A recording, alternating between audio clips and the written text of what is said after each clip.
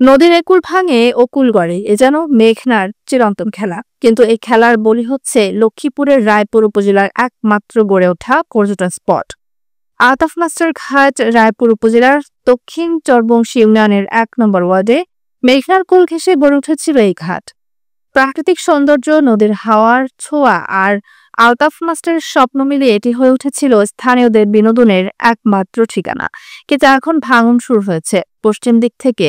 প্রথমে নদীর বাঁধের মাটি, তারপর সিঁড়ি, আর এখন পুরো ঘাট এলাকা হুমকির মুখে।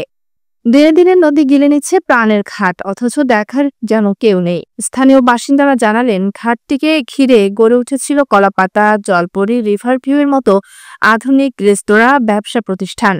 এর মধ্যে কলাপাতা ও জলপরি রেস্তোরাঁ ভাঙনের কবলে নিশ্চিহ্ন হয়ে গেছে, বাকি অংশ এখন ঝুঁকিতে।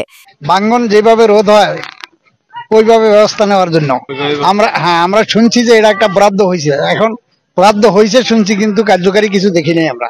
স্যার গাড়ি এখানে অনেক কর্ম যারা আছে, যারা এখানে কাজকাম করে, তো এখন এইটা আর কি পুরা শেষ পথে। তো এখন আমরা আর কি পুরা হতাশা অবস্থায় আছি যে আসলে এই এটা যদি না থাকে তাহলে হয়তোবা আমাদের এই যা।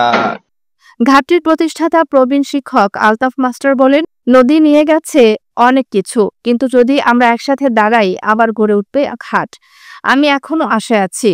প্রশ্নরা যায়, স্থানীয় প্রশাসনের বরাদ্দ ফিরিয়ে নেওয়ার নেপথ্যের রহস্য কি, আর কতটা হারালে পদক্ষেপ নেবে সংশ্লিষ্টরা।